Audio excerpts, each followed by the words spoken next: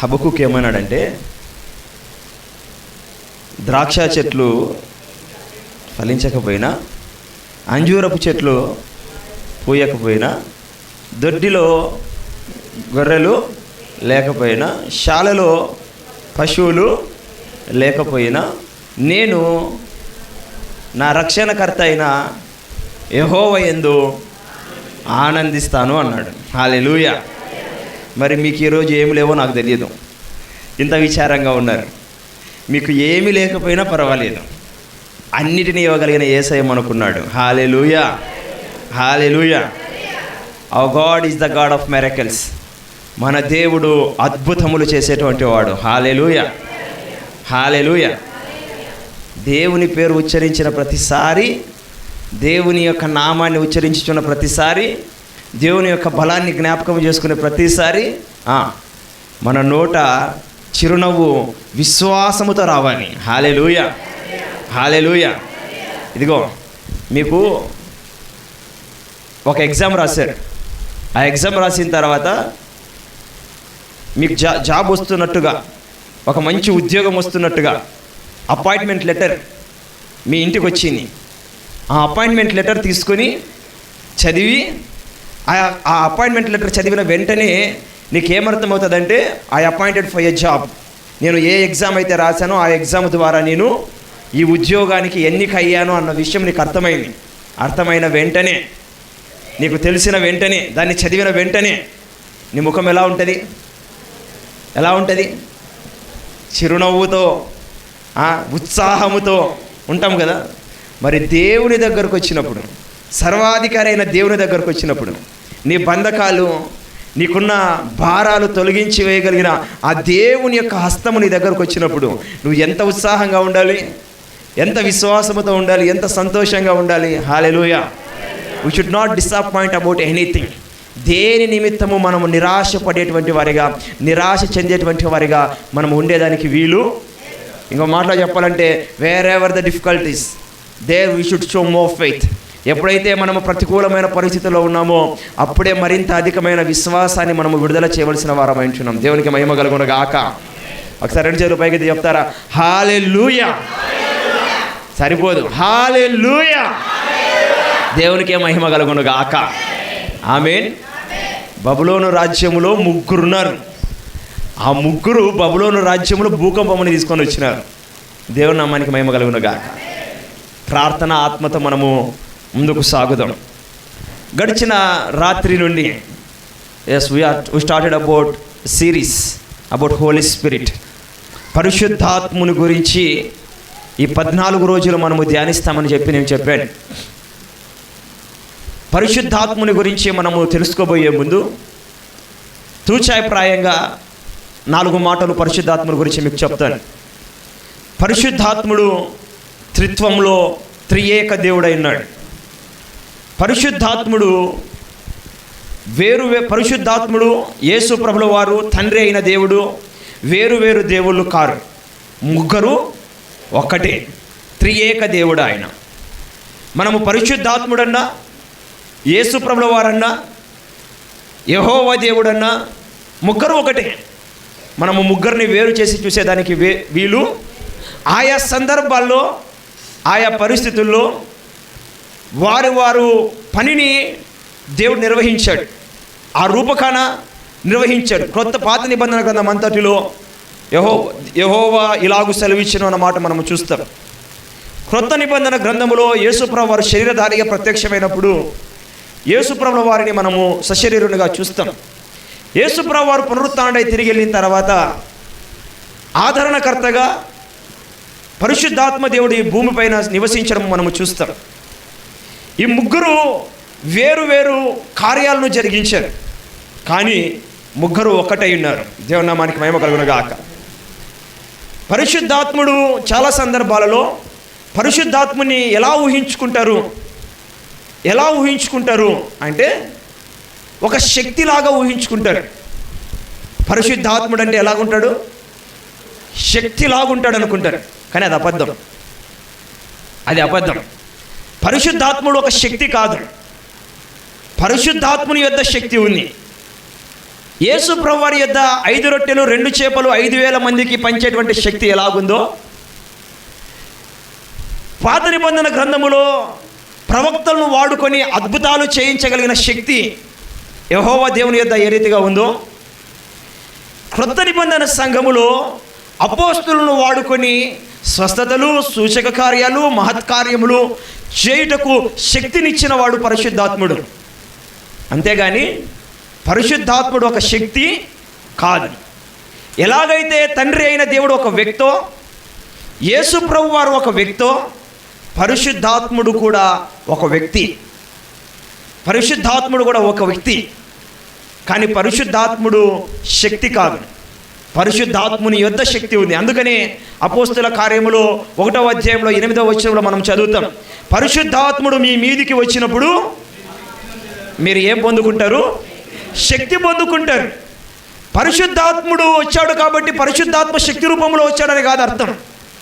పరిశుద్ధాత్ముడు మీలో ఉన్నాడు కాబట్టి పరిశుద్ధాత్మ ద్వారా విడుదలయ్యేటువంటి శక్తిని మీరు పొందుకుంటారు. దేవుని నామానికి మహిమ కలుగును గాక. ఏ శక్తిని విడుదల చేస్తాడు పరిశుద్ధాత్ముడు అంటే, దేవునికి సాక్షిగా ఈ లోకములో ఎలా బ్రతకాలో ఆ శక్తిని నీకు ఇచ్చేది పరిశుద్ధాత్ముడు మాత్రమే. నీకు నీవుగా ఈ లోకములో దేవుని కొరకు సాక్షిగా బ్రతకలేవు. నీకు నీవుగా ఈ లోకములో దేవుని గురించిన సాక్ష్యాన్ని పంచలేవు. నీకు నీవుగా ఈ లోకములో దేవుని యొక్క అద్భుత కార్యాలను జరిగించలేవు. నీ ద్వారా జరిగించుటకు నీలో ఆ శక్తిని నింపేవాడు పరిశుద్ధాత్ముడు. దేవుని నామానికి మహిమ కలుగును గాక. కాబట్టి ఈ పరిశుద్ధాత్ముని గురించినటువంటి అవగాహన, పరిశుద్ధాత్ముని గురించినటువంటి జ్ఞానం, పరిశుద్ధాత్ముని గురించినటువంటి ఆలోచన విధానము సరి అయిన రీతిలో మనం కలిగి ఉండడము చాలా అవసరం. నేటి దినాలలో పరిశుద్ధాత్ముని పేరట ఎన్నో మోసాలు జరుగుతున్నాయి. పరిశుద్ధాత్ముని పేరట ఎన్నో లేటిని వాటిని సంఘాలు అనుసరిస్తూ ఉన్నాయి. ఎటువంటి కార్యాలు పరిశుద్ధాత్ముడు తెలియకుండా చేస్తాడో తెలియకుండానే వాటికి ఒక బిరుదు పెట్టేశారు, పరిశుద్ధాత్ముడు చేస్తున్న కార్యములు అని. పరిశుద్ధాత్ముడు ఏ కార్యాలు చేస్తాడో, పరిశుద్ధాత్ముడు ఎలా ప్రవర్తిస్తాడో, పరిశుద్ధాత్ముడు ఏమి చేస్తాడో మనము ప్రతిదీ వాక్యముల నుండి తెలుసుకుందాం. వాక్యముల నుండే మనము విందాం. వాక్యానుసారంగానే మనము అలవాటు చేసుకుందాం. గడిచిన రాత్రి మీకు చెప్పాను, పరిశుద్ధాత్మను మీరు పొందితిరా. ఇప్పుడు మరలా ప్రశ్న అడుగుతాను, మీరు పరిశుద్ధాత్మను పొందితిరా? ఎంతమంది చెప్తారు నేను పరిశుద్ధాత్మని పొందాను, నేను పరిశుద్ధాత్మని పొందాను? నేను పరిశుద్ధాత్మతో నింపబడితిరా అని అడగట్లా, పరిశుద్ధాత్మను పొందితిరా అని అడుగుతున్నాను. పాస్టర్ గారండి, పరిశుద్ధాత్మను పొందడం అంటే ఏంటి? అపోస్తుల కార్యములు, గడిచిన రాత్రి చదివిన వాక్య భాగాన్ని మరలా చదువుదాం. అపోస్తుల కార్యములు 18వ అధ్యాయము 19వ అధ్యాయము 1వ వచనము నుండి. అపోలో కొరింథీలో ఉన్నప్పుడు జరిగినదేమనగా, పై ప్రదేశములలో సంచరించి ఎఫెసునకు వచ్చి కొందరు శిష్యులను చూచి, మీరు విశ్వసించినప్పుడు పరిశుద్ధాత్మను పొందితిరా అని వారిని అడగగా, వారు పరిశుద్ధాత్ముడు ఉన్నాడన్న సంగతియే మేము వినలేదని చెప్పిరి.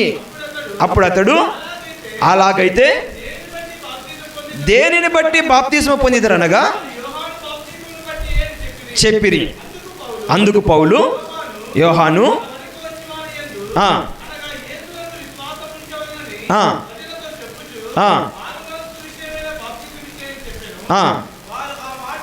విని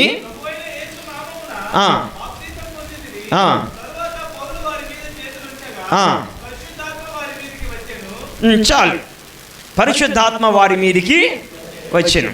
ఇక్కడ ఎఫెస్సి పట్టణములో ఉన్నటువంటి సంఘటనను మనం చూస్తూ ఉన్నాం.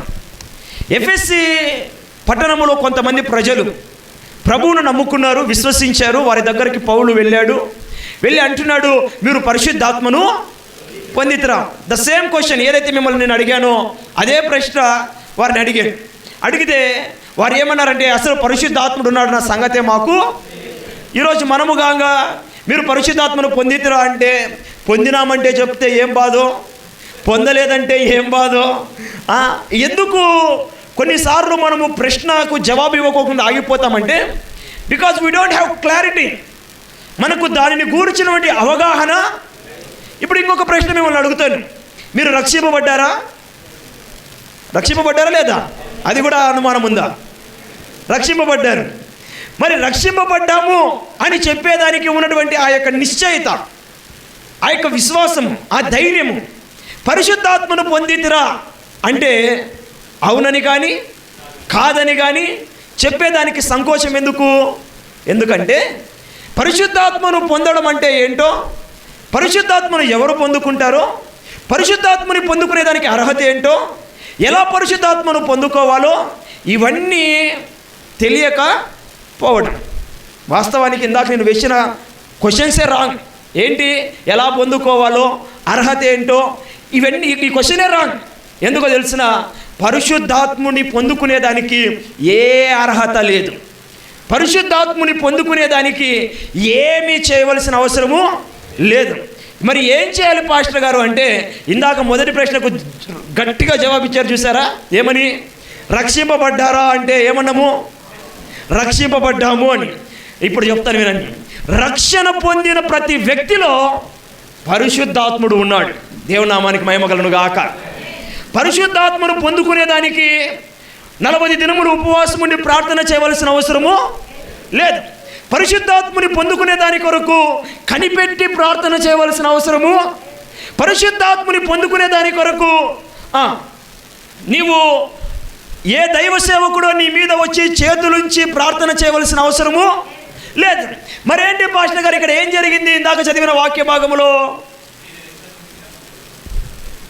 పౌలు వారి మీద చేతులుంచగా పరిశుద్ధాత్మ వారికి పరిశుద్ధాత్మను ఇచ్చాడని లేదు. పౌలు వారి మీద చేతులుంచగా వారు పరిశుద్ధాత్మను అప్పుడు పొందుకున్నారని లేరు. ఏం జరిగింది అప్పుడు? పరిశుద్ధాత్ముడు వారి మీదికి వచ్చెను. ఈ రాత్రి నేను మీతో మాట్లాడాలనుకుంటున్న మాట ఏంటంటే, పరిశుద్ధాత్మ బాప్తిస్మము వేరు, పరిశుద్ధాత్మ నింపుదల వేరు. పరిశుద్ధాత్మను పొందుకోవడము వేరు, పరిశుద్ధాత్మతో నింపబడము వేరు. పరిశుద్ధాత్మను పొందుకున్నాము, మనందరిలో పరిశుద్ధాత్ముడు ఉన్నాడు అని మనకి తెలిస్తే తర్వాత పరిశుద్ధాత్ముని ఎలా నింపుకోవాలో నేను మీతో మాట్లాడతాను. మొదట అసలు మీలో పరిశుద్ధాత్ముడు ఉన్నాడు అన్న సంగతి వాళ్ళు అన్నారు. అసలు పరిశుద్ధాత్ముడు ఉన్నాడన్న సంగతే మనకు కూడా అంతే కదా. అసలు మాలో పరిశుద్ధాత్ముడు ఉన్నాడన్న సంగతే మాకు. ఎవరైనా రూఢిగా వచ్చి నీలో పరిశుద్ధాత్ముడు ఉన్నాడా అంటే పరిశుద్ధాత్ముని పొందుకునేదానికి ఏదో చేయాలని కొంత ఆలోచన. కానీ బైబిల్ గ్రంథం ఏం చెప్తుందో చూద్దాం రండి. రోమీయులకు రాసిన పత్రిక 6వ అధ్యాయం 3వ వచనం. రోమీయులకు రాసిన పత్రిక 6వ అధ్యాయము 3వ వచనం. క్రీస్తు యేసులోనికి బాప్తిస్మము పొందిన మనమందరము ఆయన మరణములోనికి బాప్తిస్మము పొందితిమని మీరు ఎరుగరా? కాబట్టి తండ్రి మహిమ వలన అలాగే మనమును నూతన జీవము పొందిన వారమై నడుచుకొనున్నట్లు బాప్తిస్మము వలన మరణములో పాలు పొందుటకై ఆయనతో కూడా పాతిపెట్టబడితిమి. మరియు ఆయన మరణము యొక్క సాదృశ్యమందు ఆయనతో ఐక్యము కలవారమైన ఎడల ఆయన పునరుత్థానము యొక్క సాదృశ్యమందును ఆయనతో ఐక్యము గలవారమై చాలు. ఇక్కడ మనకు కనబడుతున్నటువంటి ఒక పిక్చర్ ఏంటా పిక్చర్ అంటే యునైటెడ్ విత్ క్రైస్ట్, క్రీస్తుతో ఐక్యపరచబడుట, క్రీస్తుతో కలుసుకొనుట, క్రీస్తు శరీరముతో జతపరచబడుట. అక్కడ రాయబడుతున్న మాట ఏంటంటే క్రీస్తు యేసునందు బాప్తిస్మ పొందిన మనమందరము ఆయన మరణములోనికి ఆయన పునరుత్థానములోనికి బాప్తిస్మ పొందాం. ఆయన మరణముతో మనము పాతిపెట్టబడినప్పుడు పునరుత్థానముతో కూడా ఆయనతో మనము ఐక్యపరచబడుతున్నాము అన్న మాట మనం వింటా ఉన్నాం. ఇక్కడ మనకు తెలియబడేటువంటి విషయం ఏంటంటే, క్రీస్తుతో బాప్తిస్మ పొందిన వారందరూ ఎవరితో అంటగట్టబడ్డారు? ఎవరితో? క్రీస్తుతో అంటగట్టబడ్డారు కదండి. క్రీస్తుతో కలుసుకున్నారు. మరి క్రీస్తుతో కలుసుకున్నప్పుడు నీవు ఎవరిలో దాచబడ్డావు? క్రీస్తులో దాచబడ్డావు, క్రీస్తులో భద్రపరచబడ్డావు. క్రీస్తు శరీరము సార్వత్రిక సంఘానికి గుర్తు. ఏంటండి? క్రీస్తు సంఘము సార్వత్రిక సంఘానికి. సార్వత్రిక సంఘం అంటే అదొక పేరు కాదు. సార్వత్రిక సంఘము అంటే ప్రపంచమంతటా మారు మనసు పొందిన, రక్షణ పొందిన విశ్వాసుల సమూహాన్ని సార్వత్రిక సంఘము అంటారు. కదిరిదేవరపల్లి సంఘము అంటే అర్థం ఏంటి? ఇక్కడ రక్షణ పొందిన విశ్వాసుల యొక్క సమూహం. నాగిరెడ్డిపల్లి సంఘం అంటే అర్థం ఏంటి? నాగిరెడ్డిపల్లిలో రక్షణ పొందిన వ్యక్తుల యొక్క. మీర్జాపురం యొక్క సంఘం అంటే అర్థం ఏంటి? మీర్జాపురంలో రక్షణ పొందిన వ్యక్తుల యొక్క సమూహం.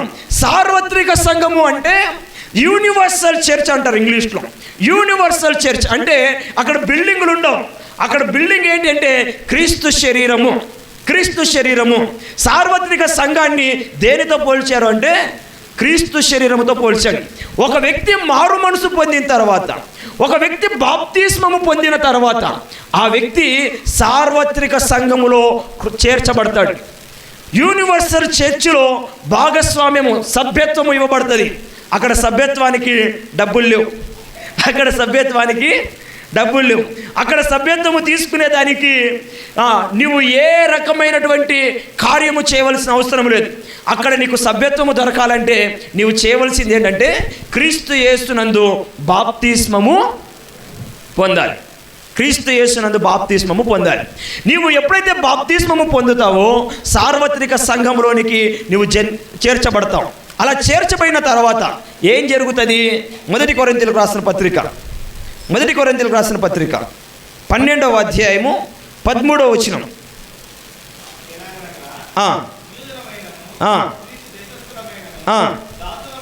దాసులమైనను స్వతంత్రులమైనను మనమందరము ఒక్క శరీరములోనికి ఒక్క ఆత్మ యందే బాప్తిస్మము పొందితిమి. మనమందరము ఒక్క ఆత్మను పానము చేసిన వారమైతిమి. శరీరం ఒక్కటే అవయముగా ఉండక అనేకమైన అవయములుగా ఉన్నది. ఎప్పుడైతే నీవు సార్వత్రిక సంఘము అనేటువంటి శరీరములోనికి చేర్చబడతావో ఆ సార్వత్రిక సంఘానికి ఒకే ఆత్మ ఉంది. ఒకే ఆత్మ ఉన్నాడు. ఒకే ఆత్మ కలిగి ఉన్నాడు. ఆ ఆత్మనే పరిశుద్ధాత్ముడు. ఎప్పుడైతే నువ్వు సార్వత్రిక సంఘము అనే శరీరంలోకి చేర్చబడతావో ఆ శరీరానికి ఆల్రెడీ ఏమున్నాడు? పరిశుద్ధాత్ముడు ఉన్నాడు. ఎప్పుడైతే సంఘంలోనికి చేర్చబడతావో నీకు తెలియకుండా కానీ, నీ ప్రమేయము లేకుండా కానీ, ఏ అనుభవము లేకుండా కానీ, ఏ భేదము జరగకుండా కానీ నీలో కూడా పరిశుద్ధాత్ముడు నివాసము చేయడము ప్రారంభిస్తాడు. నీలో పరిశుద్ధాత్ముడు ఉండడము ప్రారంభిస్తాడు. నీవు ఆ పరిశుద్ధాత్మతో కలిసి జీవించడము ప్రారంభిస్తావు. ఈ పరిశుద్ధాత్ముడు వచ్చినప్పుడు ఒక మాట మీకు గుర్తుపెట్టండి, ఒక మాట మీకు చెప్పనివ్వండి. ఈ సంఘం అంతటిని 2 రకాలుగా పిలుస్తారు. ఒకటి దేవుని యొక్క ఆత్మ కలిగిన వారు, దేవుని యొక్క ఆత్మ లేనటువంటి వారు. రోమీయులకు రాసిన పత్రికలో అంటాడు, ఎవడైతే నా ఆత్మ లేదో వాడు నావాడు కాడు, ఆత్మ లేనివాడు నావాడు కాడు. ఆ లెక్కన రక్షణ పొందిన తర్వాత, బాప్తిస్మం పొందిన తర్వాత నీలో దేవుని యొక్క ఆత్మ లేకపోతే నీవు ఎవరికి సంబంధించిన వాడవు కాదు, దేవునికి సంబంధించిన వాడవు కాదు. అదేంటి పాస్టర్ గారు, నేను రక్షింపబడ్డాను కదా, నేను మారు మనసు పొందాను కదా అంటే అదే అంటున్నాను. నువ్వు రక్షణ పొందావు అంటే, నువ్వు మారు మనసు పొందావు అంటే ఆటోమేటిక్గా ఆ రక్షణలోనే, ఆ మారు మనసులోనే నీకు ఉచితముగా ఇవ్వబడేటువంటి బహుమానము, ద గిఫ్ట్ ఏంటో తెలిసిన పరిశుద్ధాత్ముడు. ఇంకాస్త ముందుకెళ్ళి చూద్దాం రండి, ఎఫెసీయులకు రాసిన పత్రిక 1వ అధ్యాయం 13వ వచనం. మీరును సత్యవాక్యమును అనగా రక్షణ సువార్తను విని క్రీస్తునందు విశ్వాసం ఉంచి వాగ్దానము చేయబడిన ఆత్మ చేత ముద్రింపబడితిరి. చాలు. ఏంటంట?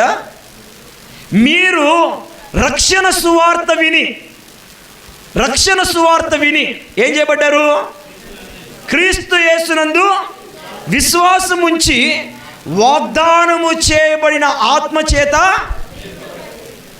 ఎప్పుడైతే మీరు రక్షణ పొందారో అనే దానికి నిశ్చయిత, ఒక సీల్ వేయబడుతుంది. ఏంటి? C&I మిషన్ చర్చ్ సీల్ కాదు అది. ఆ సీల్ ఏంటది? అది పరిశుద్ధాత్ముడు అనే సీల్. ముద్ర అని వ్రాయబడింది బైబిల్లో. ఎవడు దేవునికి సంబంధించిన వాడు, ఎవడు దేవునికి సంబంధించని వాడు కాడు అనేది ఎలా దేవుడు గుర్తిస్తాడు అంటే, ఎవనిలో అయితే దేవుని యొక్క ఆత్మ ఉంటాడో వాడు దేవుని యొక్క ఆత్మ చేత ముద్రించబడ్డాడని వాక్యం రాయబడుతుంది. You are sealed with the Holy Spirit. ప్రస్తుతానికి మీకు అర్థమైందా? ఇప్పుడు మీలో ఎవరున్నారు? ఇప్పుడు ఒక మాట చెప్పండి, మీరు పరిశుద్ధాత్మను పొందితిరా? అది పరిశుద్ధాత్మను పొందారా? ఎలా పొందుకున్నారు? దేవుని కృపయే. అది ఉచితముగా ఇవ్వబడినాడు, అంతే. దాని కొరకు మనం ఉపవాసం చేయలేదు, దీక్షలు చేయలేదు, త్యాగాలు చేయలేదు, ఏమీ చేయలేదు. అయితే ఒకటి, ఇంకొక మాట చదువుకుందాం. ఇంకొక మాట, కొరింథీయులకు రాసిన మొదటి పత్రిక 3వ అధ్యాయం 16వ వచనం. కొరింథీయులకు రాసిన మొదటి పత్రిక 3వ అధ్యాయము 16వ వచనం. మీరు దేవుని ఆలయమై ఉన్నారనియు దేవుని ఆత్మ మీలో నివసించుచున్నాడనియు మీరు ఎరుగరా? ఇప్పుడు మరలా అదే ప్రశ్న పౌలు కొరింథీ సంఘంతో అంటున్నాడు. ఓ కొరింథీ సంఘస్థులారా, ఎన్నిసార్లు ఈ మాట అంటాము? పాట కూడా పాడతారు. ఏమని?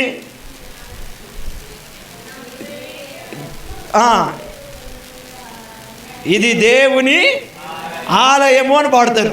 ఎలా దేవుని ఆలయం అయిందంటే పరిశుద్ధాత్ముడు మాలో ఉన్నారని అప్పుడంతా చెప్తారు. అక్కడికి ఆగిపోతుంది. కానీ వాస్తవానికి ప్రాక్టికల్ లైఫ్లోనికి వచ్చినప్పుడు అది ప్రత్యేకమైన థియరీగా చూస్తారు, అదేదో కొత్తదిగా చూస్తారు. ఎందుకు అది వచ్చింది అంటే దాని గురించి మాట్లాడతాను. ఇప్పుడు ఇక్కడ రాయబడుతున్న మాట అంటే, మీరు దేవుని ఆలయమని మీరు ఎరుగరా? మీ దేహములు మీలోనున్న పరిశుద్ధాత్మునికి ఆలయమై ఉన్నారు. మీ దేహములు దేవుని ఆలయమై పరిశుద్ధాత్మునికి ఆలయమై ఉన్నారని మీరు ఎరుగరా? అంటే ఇక్కడ రాయబడుతున్న మాట, రక్షణ పొందిన వ్యక్తులకు చెప్తున్న మాట ఏంటంటే, మీలో పరిశుద్ధాత్ముడు ఉన్నాడు. మీలో పరిశుద్ధాత్ముడు ఉన్నాడు. Make it clear. ఇప్పుడు మీరు కొత్తగా పరిశుద్ధాత్ముని పొందుకునే దాని కొరకు ఏమి చేయవలసిన అవసరము లేదు. మరి ఏంటి పాస్టర్ గారు? అపోస్తుల కార్యములో 2వ అధ్యాయంలో ఏం జరిగింది? పరిశుద్ధాత్ముని పొందుకున్నప్పుడు ఏం జరిగింది? పరిశుద్ధాత్ముని పొందుకున్నప్పుడు బలముగా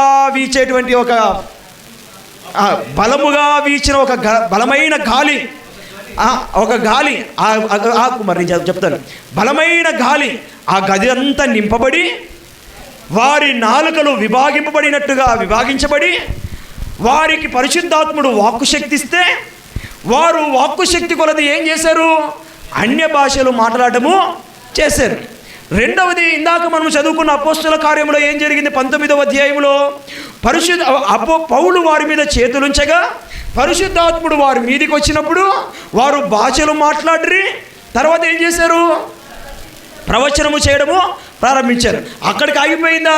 తర్వాత మనం 10వ అధ్యాయంలో చూస్తే కొర్నేలి ఇంటిలోనికి వెళ్ళినప్పుడు పేతురు అక్కడికి వెళ్తే పేతురు ఇంకా సువార్త గురించి ప్రకటిస్తుంటుండగానే అక్కడ ఏం జరిగింది? పరిశుద్ధాత్ముడు వారి మీదికి రాగా వారందరూ కూడా భాషలతో మాట్లాడటము జరిగింది. ఆ తర్వాత ఏం జరిగింది? 12 మంది శిష్యులు, ఆ 12 మంది శిష్యులు కూడా పరిశుద్ధాత్ముడు వారి మీదకి వచ్చినప్పుడు వారు భాషలు మాట్లాడినట్టుగా వారు అక్కడ చూస్తారు. మరి ఏంటి? మీరేమో చాలా సింపుల్గా మీలో పరిశుద్ధాత్ముడు పొందుకున్నారు, మీరు పరిశుద్ధాత్ముడు మీలో ఉన్నారు అంటున్నారు. మరి వారి దగ్గరకు వచ్చినప్పుడు ఏం జరిగింది? వారు అన్య భాషలతో మాట్లాడటము, ప్రవచించడము ప్రారంభమైంది కదా అంటారు. Make it clear. ఎందుకు నేను సమయాన్ని తీసుకొని జాగ్రత్తగా స్టెప్ బై స్టెప్ ఈ వాక్యాన్ని చెప్తున్నానంటే, రాబోయే రోజుల్లో మరలా మీరు ఎక్కడ ఈ విషయంలో మీకు అనుమానాలు ఉండకూడదు. చాలా క్లియర్గా మీరు ఉండాలి. అందుకనే చెప్తున్నాను. వాస్తవానికి ఏదైతే అపోస్తుల కార్యములో 9, 8, 9, 10, 11 అధ్యాయాల్లో జరిగినటువంటి సంఘటనలు ఏవైతే ఉన్నాయో ఆ సంఘటనలన్నీ కూడా చరిత్ర ఏం చెప్తుందంటే that is the period of translation. అంటే పాత నిబంధన కాలములో నుండి క్రొత్త నిబంధన కాలములోనికి సంఘము మార్పు చెందేటువంటి సమయం అది. అక్కడ ఆ కాలంలో మాత్రమే జరిగిన కొన్ని కార్యాలు ఉన్నాయి. మరలా తర్వాత కాలంలో ఆ కార్యాలు ఎక్కడ జరగల, మరలా ఏ సంఘంలోనూ ఆ కార్యాలు జరగల, మరలా ఎక్కడ వాటిని జరిగించబడలా. అంటే ఏంటి నేను చెప్తున్నానంటే 1-2 ఉదాహరణలు మీకు చెప్తాను. అననీయ సప్పీరా ఏం చేశారు? పొలం అమ్మారు, అపోస్తుల పాదాల చెంత పెట్టారు, వారు చచ్చిపోయారు. ఎందుకు చచ్చిపోయారు? అబద్ధం ఆడారు. ఆ బైబిల్లో రాయబడిన మాట అంటే వారు అబద్ధం ఆడుట వలన వారు ఏం చేశారు? ఇలా ఎంతమంది అబద్ధాలు ఆడట్లా సేవకుల దగ్గర? సంఘములో ఎంతమంది అబద్ధాలు ఆడట్లా? మరి అందరూ చచ్చిపోవట్లా. ఆ రోజు చచ్చిపోయారు కదా, మరి ఈరోజు ఎందుకు చచ్చిపోలా? అప్పుడు కృపాకాలం కదా. రెండవది, పేతురు నీడ పడితేనే రోగులందరూ స్వస్థపరచబడ్డారు కదా, మరి ఈరోజు ఎందుకు స్వస్థపరచబడట్లా?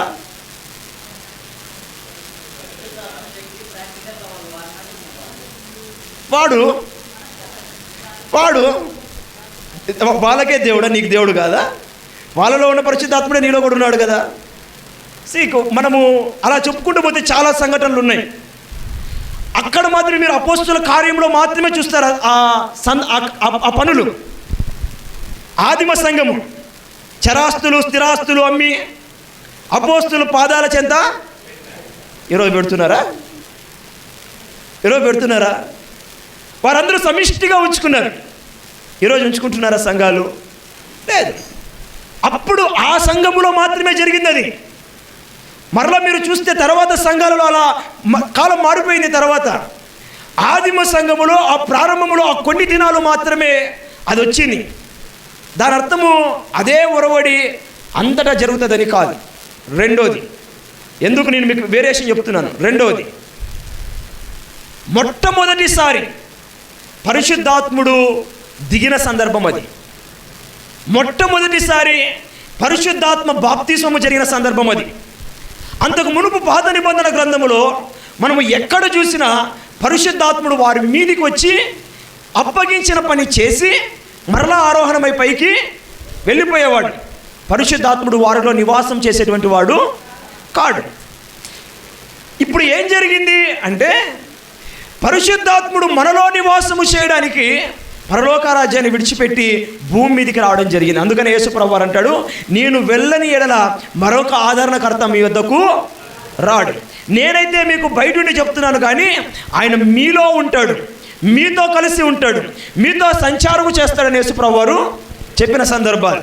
ఇప్పుడు మొట్టమొదటిసారి వచ్చినప్పుడు, వెన్ ద ఫస్ట్ టైం పరిశుద్ధాత్ముడు ఇంట్రడ్యూస్ చేయబడినప్పుడు లేదా పరిశుద్ధాత్ముడితో నింపబడినప్పుడు ఆ సంఘటన జరిగింది.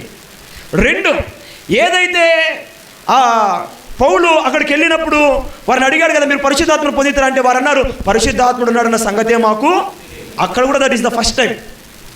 మూడు, కొర్నేలి ఇంటిలో కొర్నేలి వాళ్ళంతా మనకు ఆ సందర్భం బాగా జరిగితే మనకు అర్థమైందంటే అంతకుముందు జరిగినటువంటి ఆ దర్శనం ఏంటి? అన్యులు పరిశుద్ధాత్మ మనము చూస్తామో అది దేవుని యొక్క పిల్లలు మొట్టమొదటిసారి బాప్తిసం పొందిన అనుభవం. ఏదైతే ఎఫెస్సి పట్టణానికి వచ్చినప్పుడు మనము చూస్తామో అక్కడ క్రీస్తునందు విశ్వాసం ఉంచిన వారు బాప్తిసం పొందడం మొట్టమొదటి అనుభవం.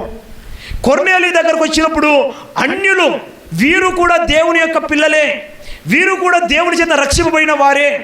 అందుకనే దేవుడే వీరికి పరిశుద్ధాత్మలో బాప్తిసం ఇచ్చిన తర్వాత మనము నీటిలో బాప్తిసం ఇవ్వకుండా వీరిని ఆటంకపరచగలిగిన వాడు ఎవడు అని పేతురు ధైర్యంగా మాట్లాడాడు. అంతకు ముందు వారికి బాప్తిసం ఇస్తానంటే సంఘంలో కలహాలు రైనాయి. అన్యులకు ఎలా బాప్తిసం ఇస్తావు? అన్యులకు ఏ రీతిగా నువ్వు బాప్తిసం ఇస్తావు అన్నప్పుడు ఎప్పుడైతే పరిశుద్ధాత్మతో వారు నింపబడ్డారో ఇక నో మోర్ వర్డ్స్, ఇక మరలా వారికి మాటలు లేవు.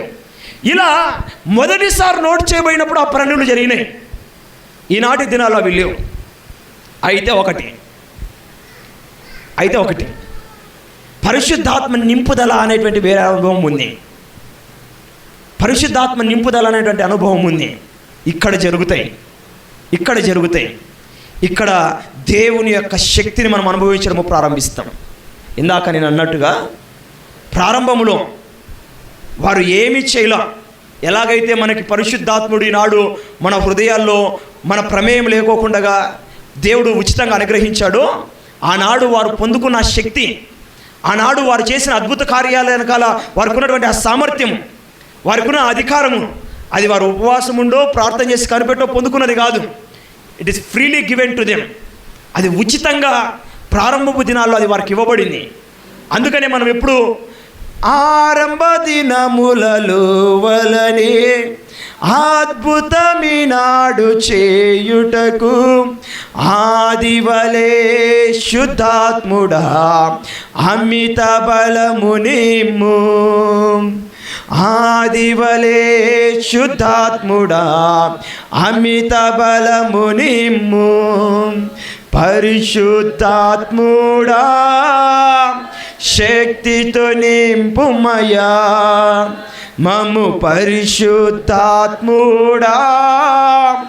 శక్తితో అంటే ఆ పాటలో మనకు క్లియర్గా అర్థమైందంటే ఆరంభ దినాల్లో ఉన్న ఆ శక్తి ఈనాడు. అందుకని అందరూ ఏమంటే అపోస్తుల ఉజ్జీవము అంటారు. అపోస్తుల దగ్గర ఉన్న ఆ ఉజ్జీవము, అపోస్తులను చూసినప్పుడు భూమిని తలక్రిందులు చేయవారు ఇక్కడికి కూడా వచ్చి ఉన్నారు అనేటువంటి ఆ అభిషేకము ఈనాడు ప్రజల దగ్గర లేదు. ఈనాడు ఆ ప్రజల దగ్గర అది లేదు. అయితే ఒకటి, ఇట్ ఈజ్ అది అసాధ్యమా అంటే కాదు, అది సాధ్యమే. అది పరిశుద్ధాత్మ నింపుదలతో అప్పుడు వారికి ఉచితంగా ఇవ్వబడింది. ఇప్పుడు మనకు ఉచితంగా అది దొరకదు. ఈరోజు మనం ఏం చేయాలంటే to be fill with holy spirit. పరిశుద్ధాత్మను పొందుకుంటే సరిపోదు, పరిశుద్ధాత్మతో నింపబడాలి. అందుకనే ఎఫెసీయులకు రాసిన పత్రిక 5వ అధ్యాయం 18వ వచనం. ఎఫెసీయులకు రాసిన పత్రిక 5వ అధ్యాయము 18వ వచనం. మరియు మద్యముతో మత్తులయ్యుండకుడి, దానిలో దుర్వ్యాపారము కలదు. అయితే ఆత్మపూర్ణులయ్యుండుడి, ఒకరిని ఒకడు కీర్తనలతోనూ సంగీతములతోనూ ఆత్మ సంబంధమైన పాటలతోనూ హెచ్చరించుచు మీ హృదయములలో ప్రభువుని గూర్చి పాడుచు కీర్తించుచు మన ప్రభువైన యేసుక్రీస్తు పేరట చాలు. అక్కడ రాయబడుతున్నటువంటి మాట ఏంటంటే మద్యము చేత మీరు మత్తులై ఉండొద్దు, కానీ దానిలో దుర్వ్యాపారం ఉంది.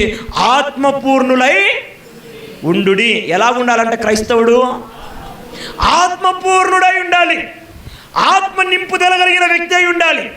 నా ప్రేమటువంటి వర్లరా, మీకు చక్కటి ఉదాహరణ చెప్తాను మీ అందరికీ అర్థమయ్యేదానికి. పిల్లవాడు పుట్టాడు. పుట్టినప్పుడు పిల్లోడు ఎంత ఉంటాడు? 2.5 కేజీ, 3 కేజీలు, 3.5 కేజీ, ఇంకా అంటే 4 కేజీలు. వాడు ఒక రక్తపు ముద్ద. ఒక చిన్న బట్టలో ఆ తల్లి వాడిని వెచ్చగా పండేసుకొని, వాడు అప్పుడు చేసే పని ఏంటి? కాళ్ళు ఇలా అంటాడు, చేతులు ఇలా అంటాడు, నోట్లో పెట్టుకుంటాడు, ఇట్లా అంటాడు. అంతకన్నా వాడు ఏమీ దినాలు గడుస్తాయి, వాడు బోర్ల పడతాడు. ఇంకొన్ని దినాలు గడుస్తాయి, వాడు మోకాళ్ళ మీదకి వస్తాడు. ఇంకొన్ని దినాలు గడుస్తాయి, దొగ్గాడుతాడు. ఇంకొన్ని దినాలు గడుస్తాయి, లేచి గోడ పట్టుకొని నిలబడతాడు. ఇంకొన్ని దినాలు గడుస్తాయి, చక్కగా తప్పుడడుగులు వేస్తూ పడుతూ లేస్తాడు. ఇంకొన్ని దినాలు గడుస్తాయి, చక్కగా నడుస్తాడు. ఇంకా కొన్ని దినాలు గడుస్తాయి, పరిగెత్తుతాడు. ఇంకొన్ని దినాలు లేస్తాయి, వాడు చక్కగా బ్రష్ చేసుకోగలుగుతాడు. ఇంకొన్ని దినాలు గడుస్తాయి, స్నానం చేసుకోగలుగుతాడు. ఇంకొన్ని దినాలు గడుస్తాయి, చదువుకోగలుగుతాడు. ఇంకొన్ని దినాలు గడుస్తాయి, స్వయంగా పని చేసుకొని కష్టపడి తన కష్టార్జితముతో తన కడుపును తాను నింపుకోగలుగుతాడు. ఇంకొన్ని దినాలు గడుస్తాయి, వాని భార్య వాని పిల్లలను పోషించగలిగిన స్థితిలోనికి వస్తాడు. ఇంకొన్ని దినాలు గడుస్తాయి, వారి తర్వాత వారికి కూడా ఆస్తిని సమకూర్చేటువంటి స్థితిలోనికి ఎక్కడ ప్రారంభమయ్యాడు? 2 కేజీలు 3 కేజీలు ముద్దగా ప్రారంభమయ్యాడు. నా ప్రియులారా, ఎందుకు ఈ మాట చెప్పానంటే పరిశుద్ధాత్ముడు మీలో ఉన్నాడు. అట్ వాట్ ఏజ్, ఏ పరిమాణంలో ఉన్నాడు? అప్పుడే పుట్టిన బాలునిలాగే ఉండిపోయాడు చాలా మందిలో పరిశుద్ధాత్ముడు. పరిశుద్ధాత్ముని శక్తి పొందుకోవాలి, పరిశుద్ధాత్మని బలము పొందుకోవాలి, పరిశుద్ధాత్మలో నడవడము ప్రారంభించాలి, పరిశుద్ధాత్మలో ఎగడము నేర్చుకోవాలి, పరిశుద్ధాత్మలో జీవించడము నేర్చుకోవాలి, పరిశుద్ధాత్మతో పరిగెత్తడము నేర్చుకోవాలి, పరిశుద్ధాత్మని సహాయముతో మన జీవితాన్ని ముందుకు తీసుకువెళ్ళడానికి మనము నేర్చుకోవాలి.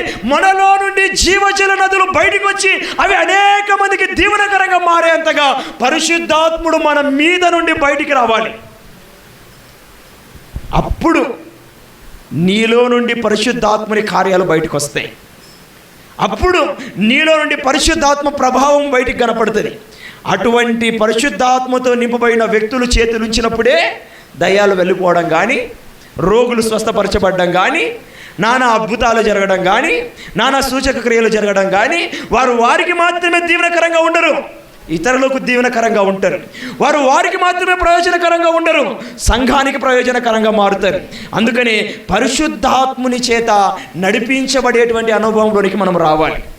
ఒక వ్యక్తి ఆత్మపూర్ణుడైనప్పుడు, ఒక వ్యక్తి ఆత్మచేత నింపబడినప్పుడు he will in control of the Holy Spirit. పరిశుద్ధాత్ముని స్వాధీనంలో ఆ వ్యక్తి ఉంటాడు.